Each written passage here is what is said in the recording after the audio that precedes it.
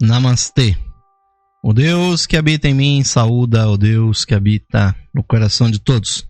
De cada um de vocês, queridos e queridas ouvintes, sintonizados aqui ao vivo na Rádio Esotérica FM e também aos nossos queridos amigos e amigas que estão nos acompanhando nas gravações no site da Loja Esotérica Virtual, a Levir, em www.levir.com.br, ou você que está nos acompanhando pelo nosso canal do YouTube.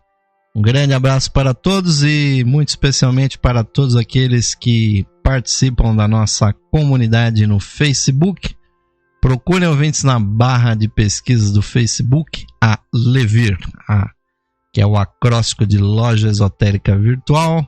Vocês vão encontrar o nosso grupo com mais de 7.000 integrantes curtindo, compartilhando diariamente aí mensagens, textos, fotos, notícias, muita coisa interessante, sempre uma oportunidade de encontrar pessoas afins aos temas que nós transmitimos aqui diariamente, os temas da espiritualidade, do esoterismo, da teosofia. E vamos retomar uma vez mais, ouvintes, a atual fase do nosso programa, que está estudando com vocês os temas do livro A Gnose Cristã, do grande teósofo, grande maçom, ocultista, clarividente, escritor de mais de 70 livros, o bispo Charles Webster Leadbeater, com o seu último livro,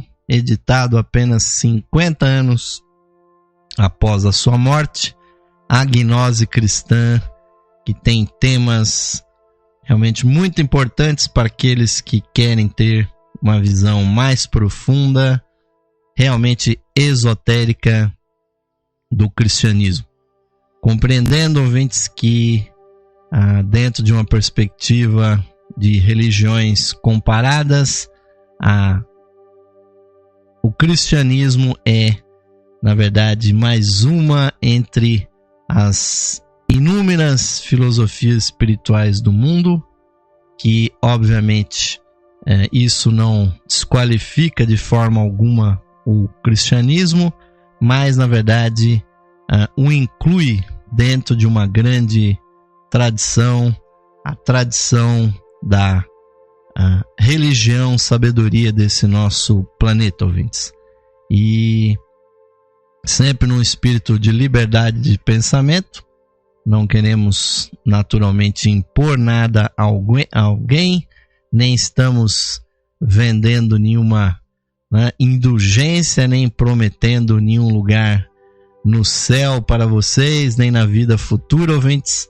Estamos apenas expondo as ideias que a gnose cristã, ou seja, a experiência profunda do cristianismo, e também dados que nem sempre vêm à tona, nem sempre vêm a público, para realmente a reflexão de vocês, sabendo que o nosso interesse, ouvintes, é que cada vez mais nós nos tornemos verdadeiramente espiritualistas ativos, não no sentido da crença, ouvintes, mas sim no sentido do autoconhecimento, da sabedoria interna e a vivência realmente mais profunda de uma religião é muito importante para isso.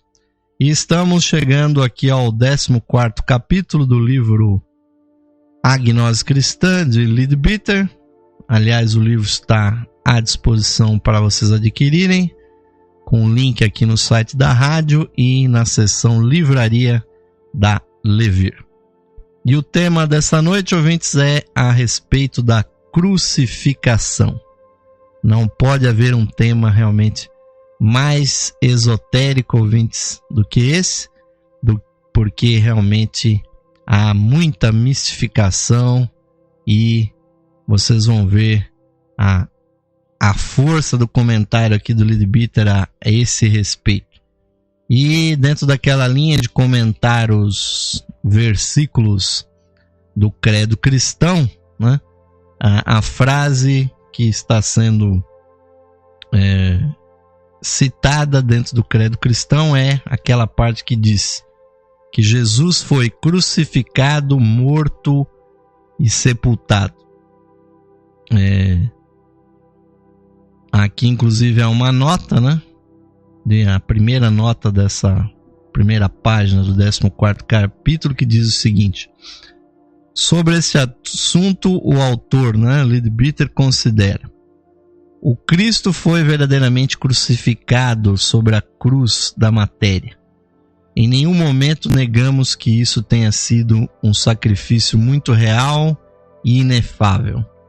Tal citação do capítulo 30 do livro Uma Nova Atitude em Relação ao Pecado, deste mesmo livro, parece-nos oportuna e elucidativa como sugestão de leitura correlacionada ao tema ora tratado. E continua Leadbeater aqui no texto principal, com relação a Jesus ter sido crucificado, morto e sepultado. Aqui, segundo Leadbeater, temos um equívoco de proporções colossais. A espantosa transformação de uma alegoria perfeitamente razoável em uma biografia humana absurda.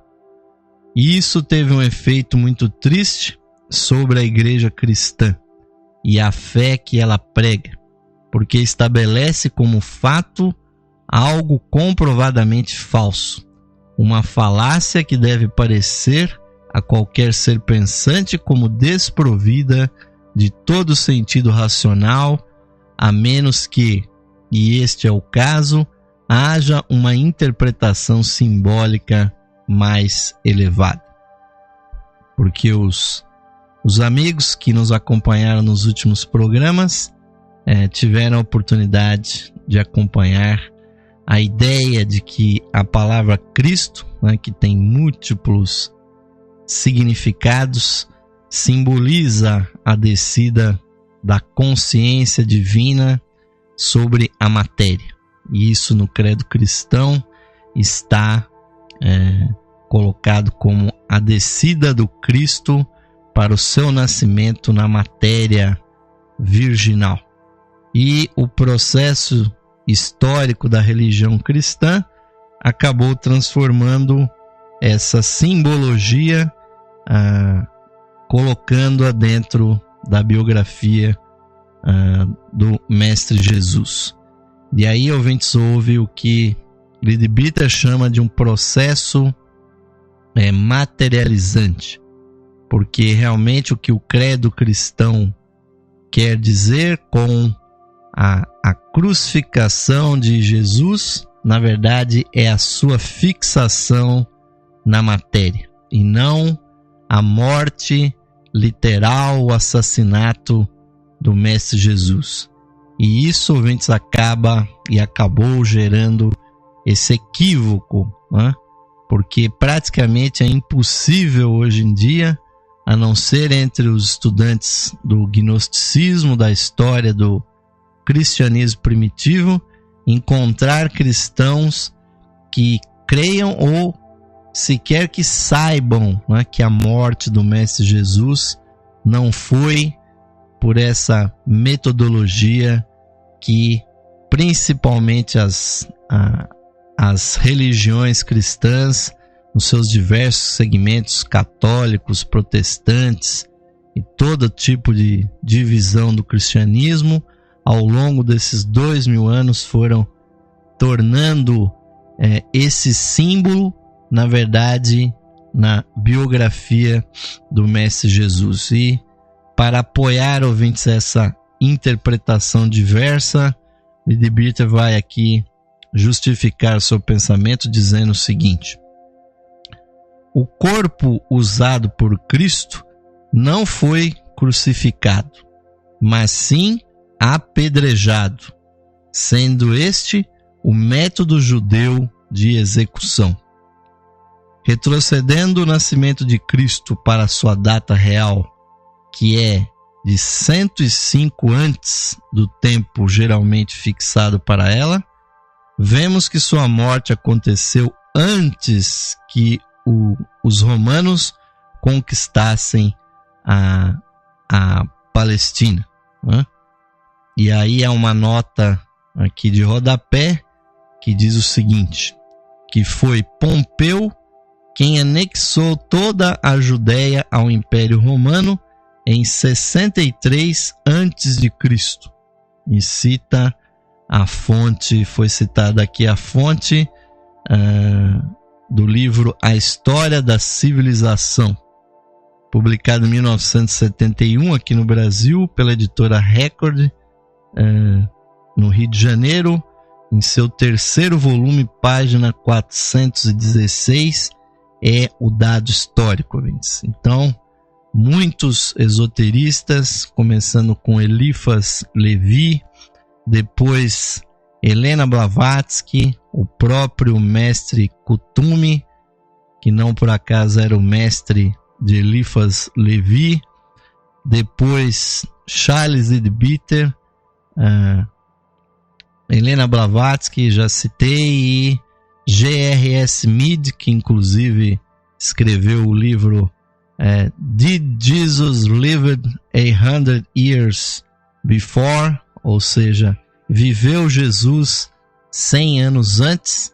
Todos eles, ouvintes, sustentam a realidade com relação à historicidade do Mestre Jesus. E esses 100 anos antes, Leadbeater fala aqui em 105 anos. Outro grande teósofo, que foi Geoffrey Hodgson, também ajustou essa data, na verdade, em 115 anos antes da assim proclamada era cristã, o verdadeiro nascimento do Mestre Jesus. E que ele, confirmando aqui o que Leadbeater disse, Jesus não teria sido crucificado, mas sim apedrejado pelos seus concidadãos, né? Hebreus, né? E não haviam romanos ainda naquela região da Terra Santa, porque só em 63 a.C.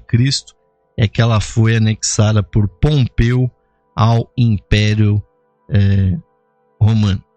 E continua Leadbeater, e portanto, sem dúvida, ele foi condenado à morte pelos judeus e pereceu do modo judeu, e não pela crucificação que se diz ter sido introduzida pelos romanos. Assim, muita solidariedade e devoção têm sido sentidas através dos tempos, as quais estão relacionadas com uma história de terrível sofrimento, que é somente fruto, então, da imaginação. Essa tem sido talvez a mais extraordinária e lamentável perda de energia psíquica em toda a história do mundo, pois nem o credo, nem os evangelhos foram originalmente concebidos para relatar a história da vida de Cristo, né?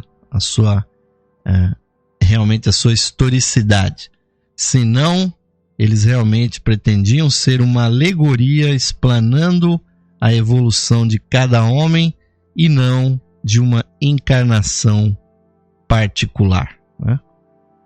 Isso, ouvintes, nós abordamos já de diversas maneiras, de que a Bíblia, na verdade, não é um livro confiável com relação à historicidade dos fatos. Por exemplo, em nenhum lugar da Bíblia está escrito que Jesus nasceu no dia 25 de dezembro.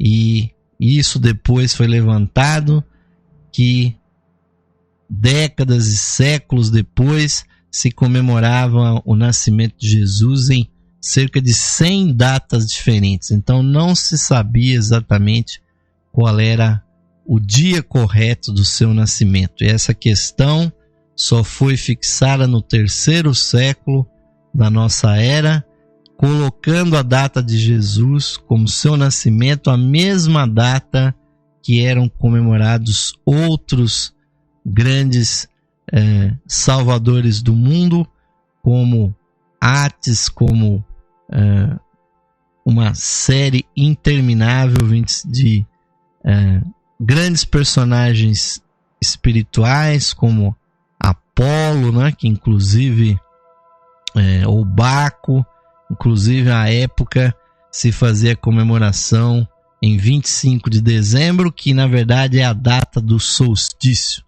o momento em que a Terra está mais próxima do Sol, que há a entrada do inverno no hemisfério norte, que é a entrada do verão no hemisfério sul, mas que é esse ponto culminante da relação energética desse nosso planeta com o Sol. Então, por isso que simbolicamente se diz que os grandes salvadores do mundo nascem nessa data, que há 2000 anos atrás era 25 de dezembro, mas com a precessão dos equinócios, que vai retrocedendo paulatinamente ano a ano. Hoje o equinócio está no dia 21 de dezembro. Então, historicamente, não se sabia exatamente a data de nascimento de Jesus, e o falecimento de Jesus também não é uma data fixa, né? Que vocês podem constatar isso, que a Sexta-feira Santa, que é, né, teoricamente a comemoração, né, do falecimento ou da crucificação de Jesus, é fixada pela metodologia judaica, que é exatamente a primeira lua cheia, após o primeiro domingo após a lua cheia do determinado mês judaico, se marca a data da Páscoa, né? Então aí que se obtém 2 dias antes da Sexta-feira Santa. E como o calendário judaico é lunar, isso faz com que então essa data, ouvinte, seja móvel, obviamente que ninguém a quem se referisse historicamente a sua morte se daria uma comemoração numa data móvel, né? E não se sabendo a data do nascimento, nem obviamente a data do seu falecimento, então aí nós temos, ouvintes, na verdade, a adaptação da historicidade de Jesus ao mito solar, ou seja, a relação que existe entre o nosso planeta e o Sol e o Salvador do mundo, como vocês podem estudarem por outras religiões, sempre a história desse personagem é adaptada ao calendário, então, da relação da Terra com o Sol. E com relação à morte de Jesus pela crucificação, continua Querido Bita, que não houve então a morte de Jesus na cruz. Essa teoria não é nova. Orígenes, o maior e mais erudito dos padres cristãos, entendeu isso completamente. Ele fala que a fé popular é irracional, baseada somente na história dos evangelhos, e comenta a respeito. Que método melhor poderia ser elaborado para auxiliar as massas? Ela aponta que a multidão ignorante é melhor ensinada através de histórias, pois assim pode ser levada a captar algo das coisas superiores. Mas o cristão espiritual não mais necessita do Cristo crucificado, porque sua fé está fundamentada sobre o conhecimento definido das verdades das quais estes relatos são apenas símbolos. A crucificação e a ressurreição claramente pertencem à alegoria do Cristo. Isto é evidente a partir do fato de que a data de sua comemoração pela Igreja não é fixa, como seria o aniversário de um evento real, pois a data é móvel e determinada pelos movimentos dos corpos celestes, mostrando estar claramente associada à sua adoração em épocas pré-cristãs. A Páscoa é sempre celebrada no domingo seguinte à primeira lua cheia após o equinócio vernal. Esse teria sido então um método grotesco de fixar a data de um aniversário histórico, né? Porém, uma comemoração cuja data depende de cálculos astronômicos não é uma comemoração no sentido comum e só pode ser entendida quando a considerarmos em relação aos festivais ligados à adoração do Deus Sol há milhares de anos antes do nascimento de Jesus. A bem da verdade, essa parte do credo provém diretamente do ritual da iniciação egípcia, que pretendia ilustrar os últimos estágios da descida da essência monádica à matéria. Consideremos primeiramente como essa descida veio a ser simbolizada como uma crucificação, e então como foi representada aos olhos dos neófitos no Antigo Egito. Então, a gente só reforçando esse conceito no qual concordam os estudantes mais aprofundados, que lamentavelmente a verdadeira biografia de Jesus, a sua historicidade, não é essa que está representada nos atuais evangelhos, assim chamados canônicos, né? Que são os admitidos pelos cânones das igrejas, pelas leis das igrejas. Porque, na verdade, o que está ali, ouvintes, é, na verdade, um mito solar. E a história, então, de Jesus foi totalmente adaptada para demonstrar esse mito. E aí, ouvintes, há uma importância muito grande, porque nós não devemos, né, descartar essa história simplesmente porque ela não é a realidade histórica, porque por trás dela há o símbolo. E o que investigou o Geoffrey Hodgson, ouvintes, com relação à verdadeira morte do Mestre Jesus, é que na verdade ele foi emboscado e uma pedra foi arremessada contra a sua cabeça e ele perdeu a consciência, e daí em diante vocês podem infelizmente imaginar uma cena de linchamento, uma coisa realmente, um crime não só contra um homem, mas também contra toda a espiritualidade desse planeta. Nenhum ser humano mereceria isso, e muito menos, ouvintes, alguém de uma espiritualidade, de um desprendimento tão grande como o Mestre Jesus.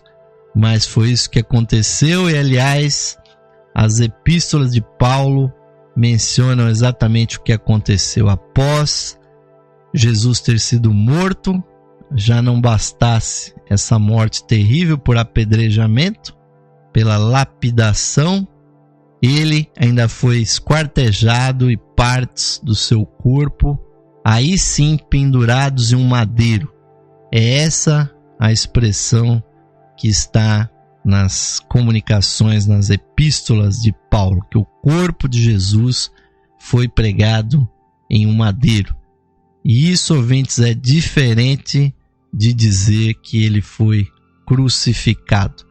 Mas nós vamos ver no nosso segundo bloco de hoje uma interpretação sobre a cruz aqui nas palavras de Leadbeater, e vocês vão ver, ouvintes, que o significado é muito maior do que simplesmente o que a maioria dos cristãos imagina, que a cruz seria o símbolo do local da morte do Mestre Jesus. Porque hoje em dia a cruz, infelizmente, ficou associada ao simbolismo da morte. Quando a gente vê uma cruz numa estrada ou vê uma cruz sobre um túmulo, a ideia, inclusive errada, que as pessoas têm, que essa cruz indica a morte. E não há, ouvintes, realmente maior incompreensão do que isso, Inclusive nas próprias igrejas católicas houve essa ênfase de mostrar a figura de Jesus crucificado, sofrendo, ensanguentado, com cravos pregando sobre aquela cruz e o seu corpo nu, mal suportando o peso do seu corpo, sofrendo com o alto da cabeça, com aquela coroa de espinhos. E isso faz com que o cristão, ouvintes, tenha a ideia da morte como sofrimento, como o ideal, né, máximo que é salientado nos templos cristãos. E essa ideia, ouvintes, é extremamente perniciosa. Daqui a pouco nós vamos ver que a cruz, na verdade, é símbolo de vida, é símbolo realmente de ressurreição, de transformação e do verdadeiro poder cósmico. Porque o cristianismo não foi a primeira religião que utilizou a cruz como símbolo, nem foi a primeira, nem foi a última. Outras cruzes depois foram usadas de outra forma. Mas vamos fazer aquele nosso famoso intervalo, ouvintes. Vai ficar aquele convite da Levir, chamando vocês, ouvintes, para participarem conosco desta iniciativa que é a Rádio Esotérica FM, que é a loja esotérica virtual.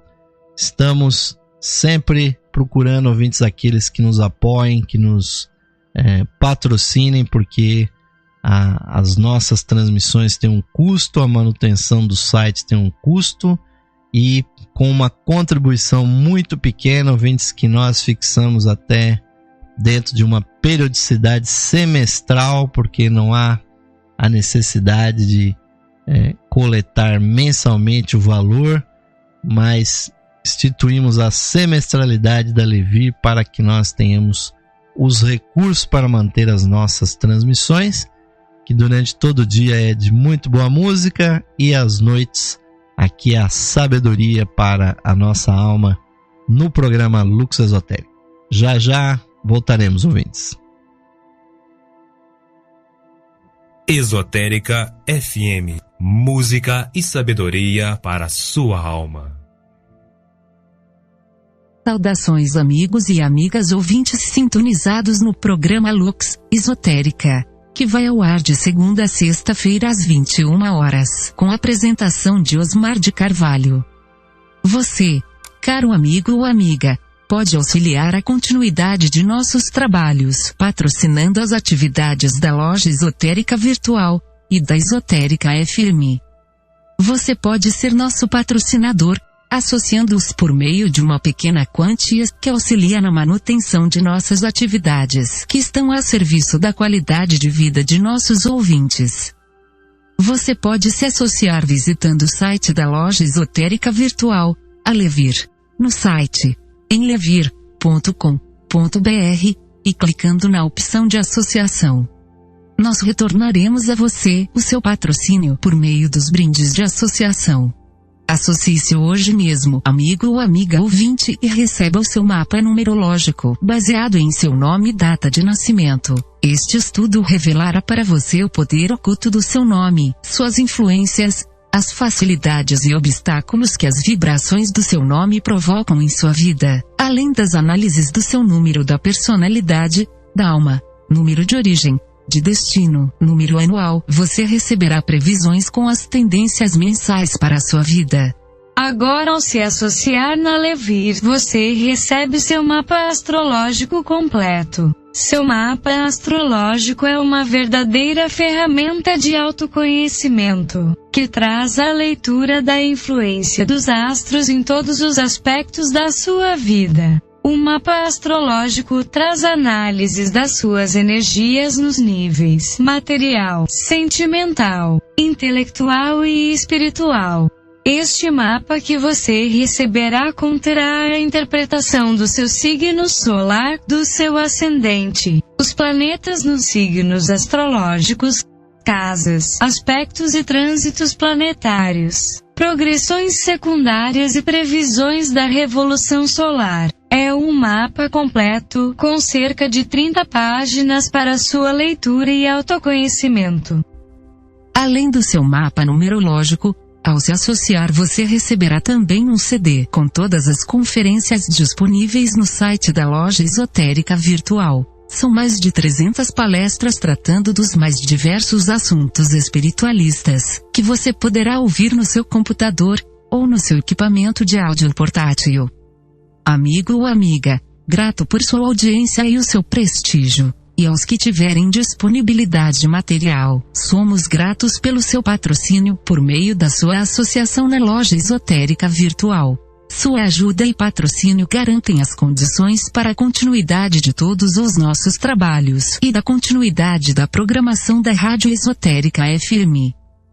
Obrigado, amigos e amigas ouvintes, pelo seu apoio. Que Deus possa abençoar a todos os ouvintes da programação da Rádio Esotérica FM.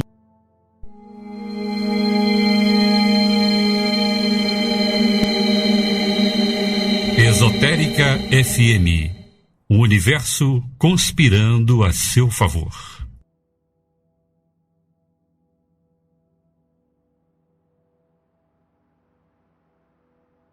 Sim, amigos ouvintes, estamos retornando agora para o segundo bloco do programa Lux Esotérica de hoje, agradecendo a grande audiência, a participação daqueles que estão ao vivo conosco aqui pela Rádio Esotérica FM, nos ouvindo, e você que está nos acompanhando pelas gravações no site da Levir e também do nosso canal do YouTube.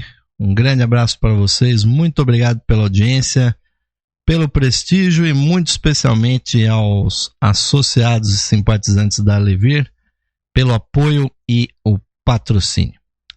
Mas vamos retornando, ouvintes, aqui aos comentários do 14º capítulo do livro A Gnose Cristã, de Charles Webster Leadbeater, editado no Brasil pela editora Teosófica. Você que quer, ouvinte, conhecer mais o lado esotérico, o lado oculto do cristianismo, numa perspectiva teosófica e realmente buscando, ouvintes, uma compreensão mais profunda de detalhes que raramente são trazidos à baila pelas religiões, porque o estudo comparativo das religiões não visa a crença, ouvintes, mas sim extrair um conhecimento mais profundo, um conhecimento que tem uma abrangência histórica maior e também uma vivência espiritual mais compatível com todas as tradições espirituais do mundo. Porque o cristianismo não é, ouvintes, o inventor de Deus, dos anjos, da salvação, da espiritualidade. Ao contrário do que dizem os cristãos fanáticos, antes de Deus se manifestar no cristianismo, que eles julgam ser a única religião que salva, ouvintes, sempre a religião, a sabedoria divina teve os seus testemunhos, e então, ouvintes, as mesmas verdades já eram pregadas antes do cristianismo, e mesmo depois do advento de Jesus, não parou, ouvintes, de se manifestar essa sabedoria do mundo das mais diversas formas. Compreendendo esta diversidade, nós podemos compreender que o mais importante é o fenômeno da espiritualidade que existe dentro de cada ser humano. Nós estudamos esses temas, ouvintes, para nos compreender melhor e não simplesmente para crer em algo exterior que aconteceu lá atrás no passado. Ou seja, os aspectos do cristianismo, os aspectos esotéricos existem no ser humano hoje, e eles estão refletidos nesses textos, nessas passagens das Escrituras. Agora, com relação à cruz, ouvintes, aí há muito a se dizer aqui. Leadbeater vai nos realmente ensinar aqui o profundo simbolismo da cruz. Sobre ele nos diz aqui Leadbeater: para entendermos com clareza o simbolismo da cruz, devemos primeiro tentar apurar o sentido atribuído ao emblema da cruz nos sagrados mistérios da antiguidade. Cada forma de cruz, e existem mais de 200 tipos de cruzes, diferentes, cada uma delas tem seu significado particular. Por exemplo, a cruz grega, que tem os braços de tamanhos iguais, ela é o símbolo de Deus Espírito Santo, a terceira pessoa da Santíssima Trindade. Uma outra cruz que poucos identificam como cruz, mas que também é cruz, que é a suástica e a cruz de Malta, são pertencentes a um elaborado conjunto de símbolos com os quais alguns estudantes estão familiarizados. E são ambas símbolos do Espírito Santo em atividade. Esse ponto é muito importante, ouvintes, porque da mesma forma que os cristãos quiseram simbolizar a sua religião utilizando aquela que é conhecida como a cruz latina, outros povos, outras tradições anteriores ou posteriores ao cristianismo usaram cruzes também para simbolizar alguma coisa. E esta coisa que é simbolizada, na verdade, é a energia divina, a energia que vem principalmente do grande centro energético da divindade no nosso sistema solar, que é essa estrela que nós chamamos de Sol.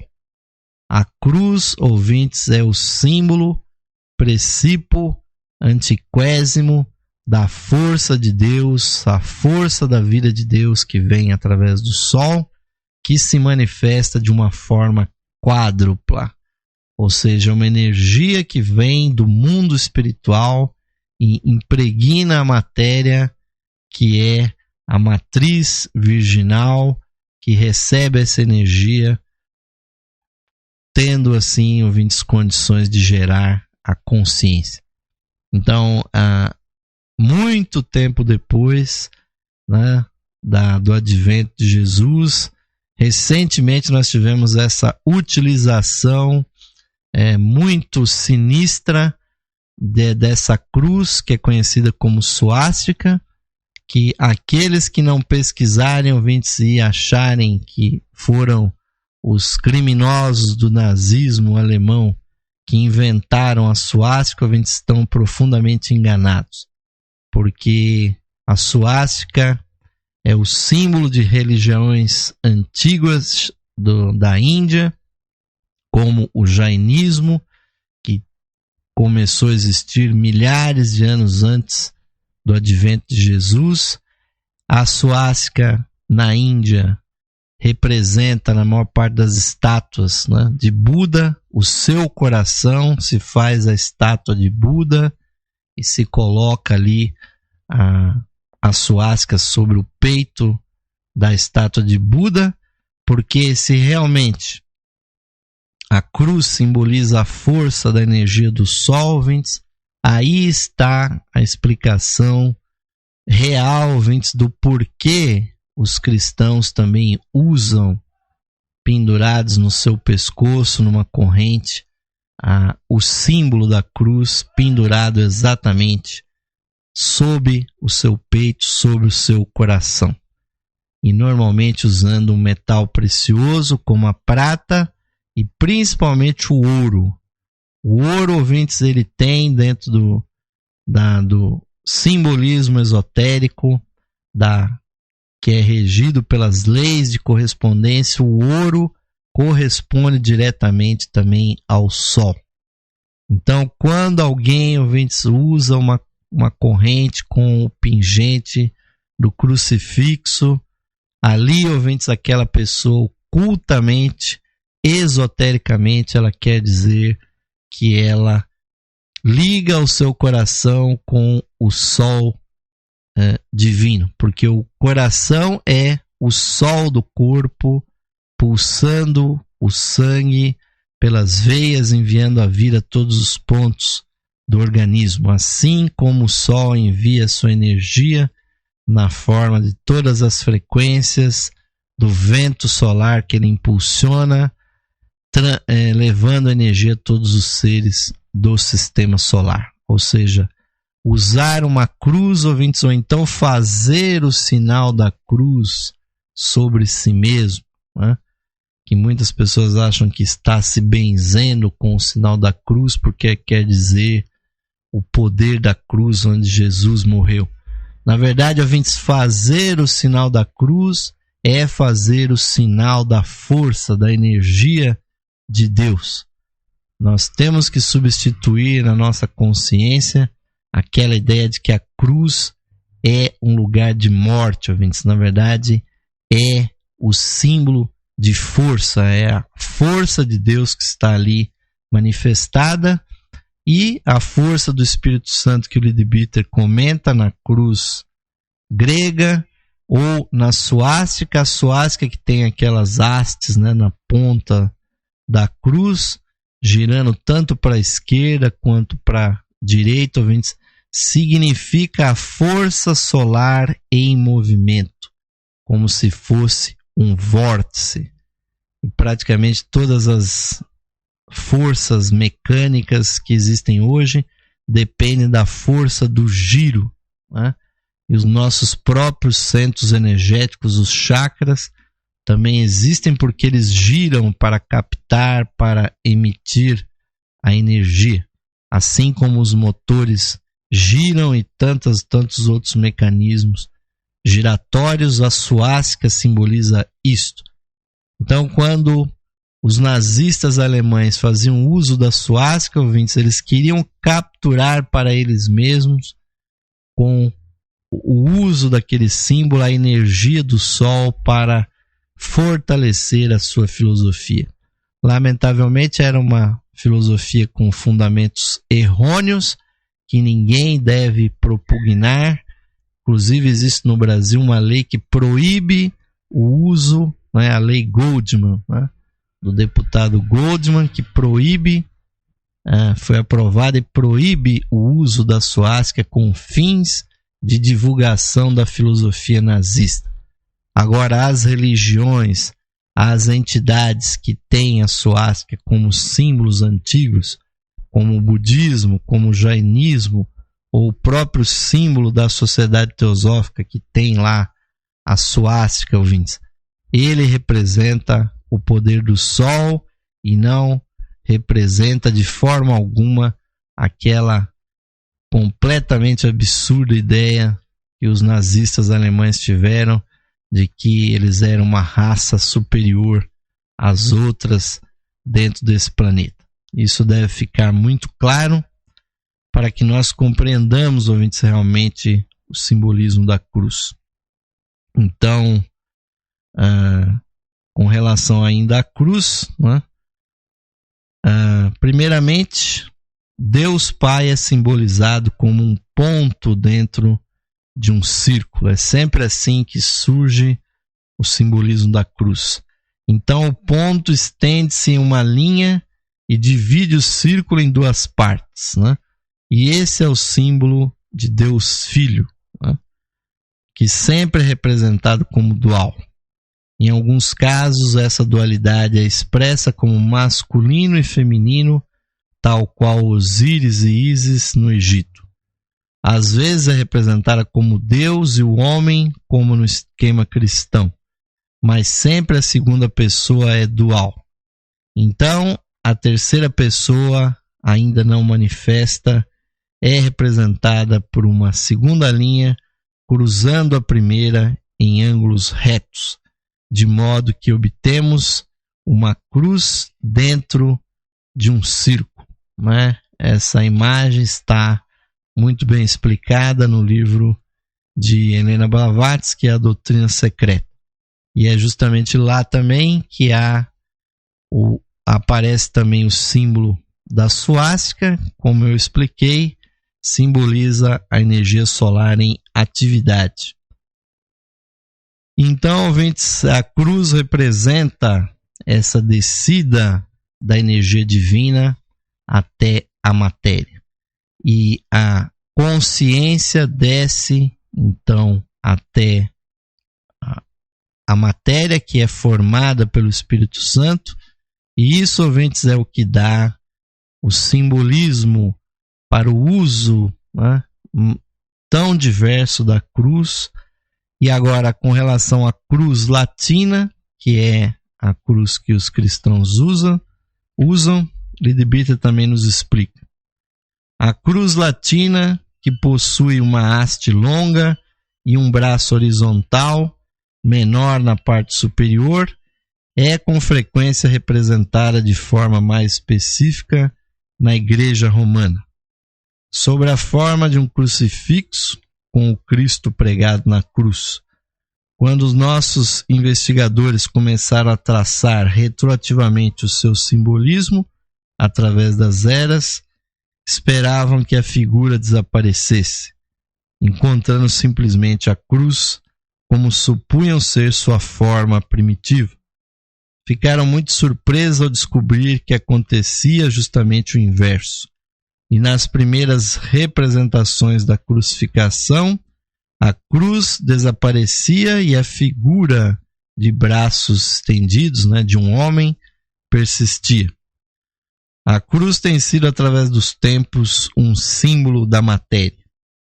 O homem divino está inseparavelmente ligado a ela, restringido e confinado por sua descida à matéria, que ele toma sobre si, mesmo a fim de que nós possamos existir. Esta é a verdadeira ideia que subjaz a este símbolo e a outros a ele relacionados. Os pregos, as feridas e o sangue, por exemplo. Por muitos séculos, o Cristo foi sempre descrito como reinando a partir da cruz, com as mãos levantadas em bênção e sem marcas de sofrimento. Foi somente no século XIII, no tempo de Cimabue e de Giotto, né, dois grandes artistas, é que ele parou de ser representado como vivo e triunfante na cruz. Aí realmente a coisa foi piorando. Essas etapas diferentes podem ser vistas em pinturas consecutivas, por exemplo, na Galeria Uffizi, em Florença. Existem certas passagens em algumas das escrituras apócrifas que são muito significativas. Em os Atos de Judas Tomé, né, há uma bela descrição do Cristo de pé, glorioso acima da cruz, e também de uma esplêndida visão de uma cruz de luz, em relação à qual, olhando-se dentro e através, todos os mundos manifestos podiam ser vistos. Ao mesmo tempo, a aura de Cristo incluía e interpenetrava todos eles. Essa é certamente a verdadeira interpretação mística e gnóstica. Nada tem a ver com as teorias comuns da crucificação, mas pretende simbolizar claramente a descida da segunda pessoa da Trindade à matéria. A cruz, apesar de o corpo usado pelo Cristo nunca ter sido nela pregado, ainda permanece como um símbolo do inefável alto sacrifício da divindade, quando ele desceu à matéria, e da enorme paciência com que ele se mantém dentro desta limitação, de modo que as múltiplas formas que ele assume possam expandir-se gradualmente e não se rompam pelo movimento e expansão demasiado rápidos da vida interior.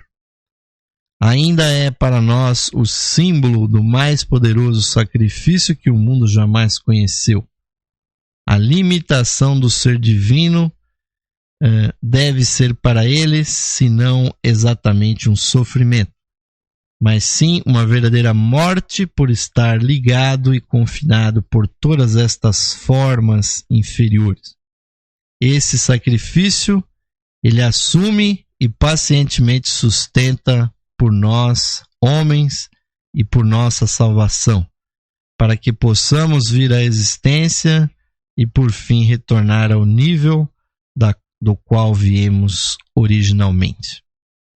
Então, ouvintes, se for para interpretar a cruz como um símbolo, ouvintes, de sacrifício, não é, ouvintes, o sacrifício do corpo material do Mestre Jesus sendo assassinado, mas sim a cruz representando a energia divina que desce, ouvintes, invisivelmente pelos planos superiores até que ela se prende à matéria e principalmente na forma da consciência que está aqui. Ou seja, a cruz, ouvintes, representa essa consciência que nós temos, a consciência divina presa na matéria, crucificada no corpo. É isso, ouvintes, que nós temos que entender. Então, a morte aí no caso, ouvintes, não pode representar a destruição, mas como sempre nós temos salientado, ouvintes, a morte é um processo de transformação. O que aconteceu com Jesus nos mistérios egípcios, ouvintes, não foi uma destruição, mas sim a transformação da sua consciência para um nível muito mais elevado. Então,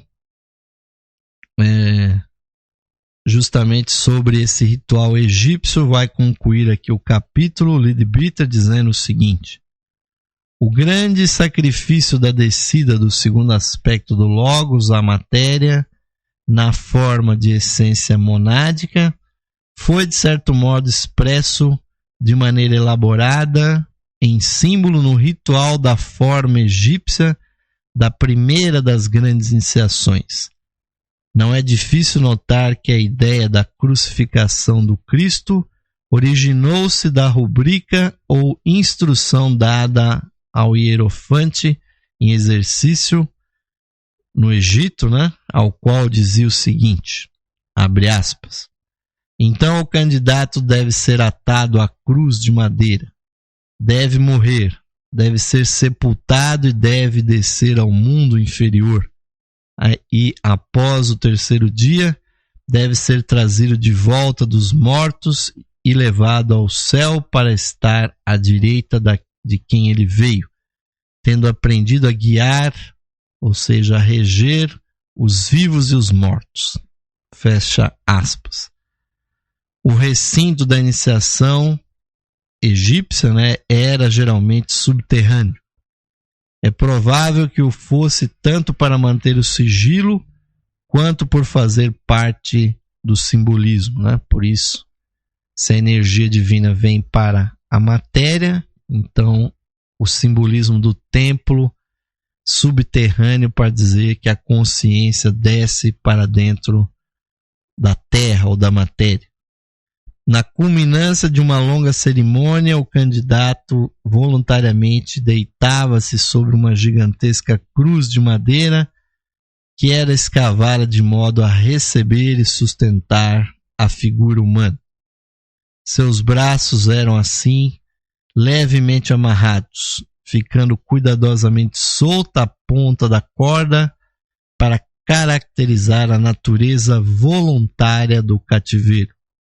Em seguida, entrava em um transe profundo, e nesta condição seu corpo era levado a uma cripta abaixo do solo do recinto da iniciação e colocado num imenso sarcófago. Processo que, no que diz respeito ao corpo físico, não era de todo indevidamente simbolizado como morte e sepultamento. E Jesus, ouvintes, deve ter passado por essa iniciação.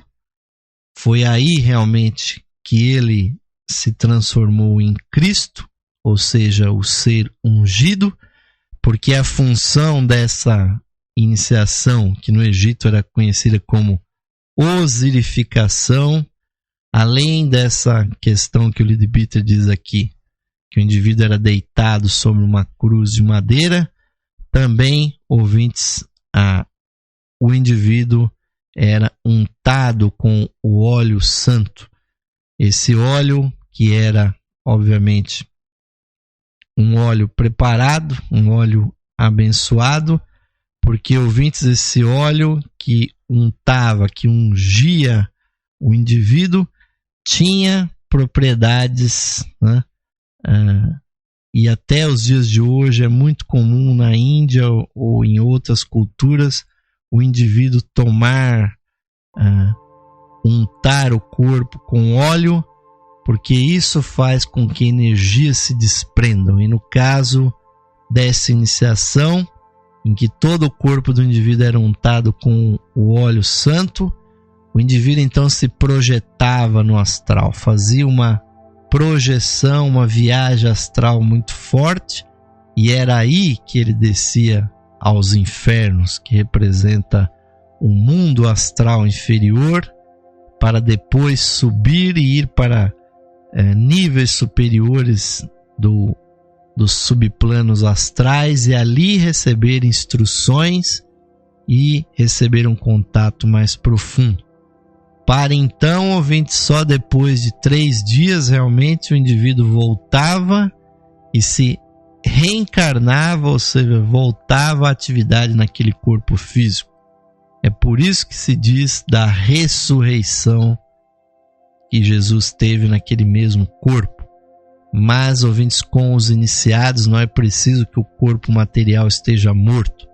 Na verdade, ele fica preservado, rodeado por outros iniciados que preservam o corpo vivo, porque o indivíduo pode voltar a qualquer instante. É óbvio que, passados os 3 dias, então, se faziam os sinais, faziam todos os esforços para acordar o corpo e trazer aquele indivíduo que estava projetado no astral para que ele retornasse. E aí o indivíduo era carregado para fora do templo ou da pirâmide, onde quer que fosse, e ele era assim feito pela manhã para ele encontrar diretamente a energia do sol, que era obviamente simbolizada pela cruz. Essa, ouvintes, é a verdadeira crucificação de Jesus, a crucificação iniciática, e não uma morte. E a enfatização da morte, ouvintes, é muito negativa, no sentido dela ter sido um crime.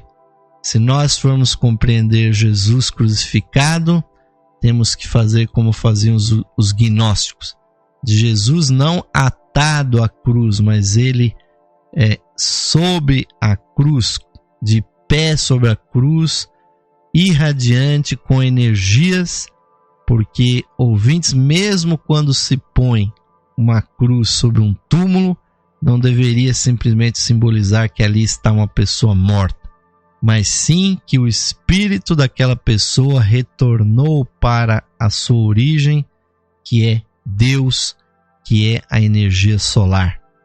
Então, ouvintes, temos que transformar completamente o nosso ideário sobre a cruz e compreender, ouvintes, esse símbolo como realmente o simbolismo máximo da energia divina.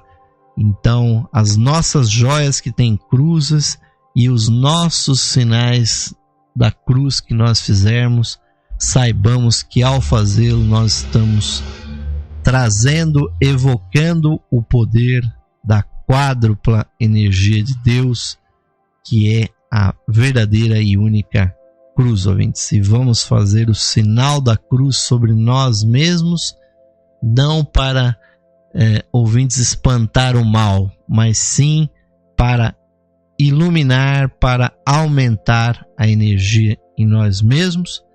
E para arrematar isso, ouvintes, se diz que quando os sacerdotes, quando os bispos, quando as pessoas que têm a energia divina perfeitamente liberada, eles fazem o sinal da cruz no ambiente, ela fica ali durante muitas e muitas horas, quiçá até dias, brilhando no plano astral, no plano mental, e realmente protegendo aquele ambiente.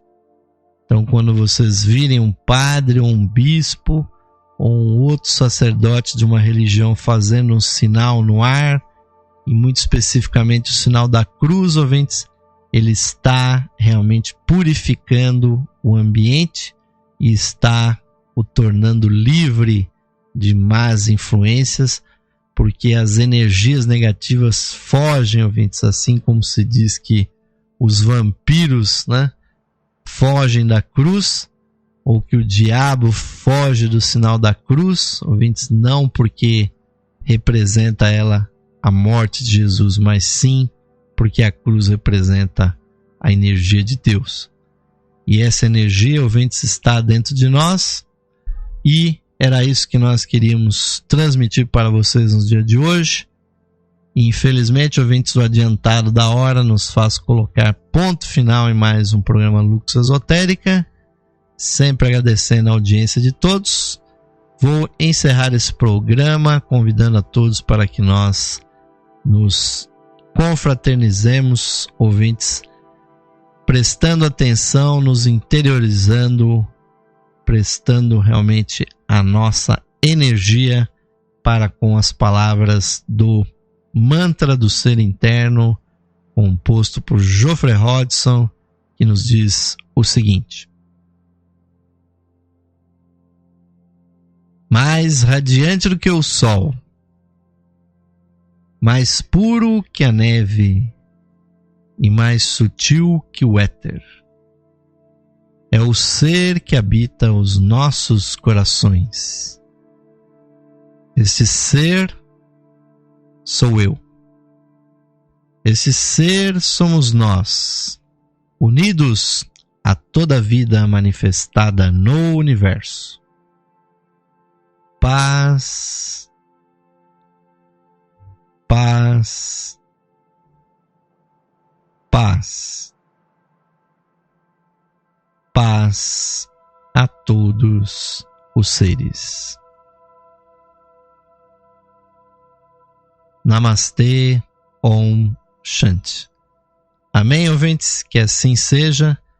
E eu acabo de fazer no ar, em direção ao computador que está transmitindo essas palavras para vocês, ouvintes, esperando que essa energia chegue, atinja todos vocês, 3 sinais da cruz, transmitindo a bênção do grande instrutor do mundo, ao qual eu tenho a honra de ser um sacerdote e humildemente trazer esta poderosa energia da transformação, da redenção para todos aqueles que queiram, ouvintes, descobrir a verdadeira vida interior que já está implantada dentro de nós. É a luz esotérica, a luz oculta, que é a nossa chispa divina. Que ela se desperte cada vez mais, ouvintes, na vida de todos vocês. Terminou aqui mais um programa Lux Esotérica. Vocês ficarão agora com a musicalidade da música da nova era, com 5 canais de músicas e interatividade no nosso canal principal, aqui na Esotérica FM. Desejo a todos um ótimo final de noite, um bom descanso, e de Osmar de Carvalho, coordenador da Levir e programador da Esotérica FM, segue aqui o meu virtual, mas é um caloroso, fraternal abraço para todos vocês. Até a próxima edição do programa Lux Esotérica, estudando os temas de agnose cristã de Charles Webster Leadbeater. Até lá, queridos e queridas ouvintes.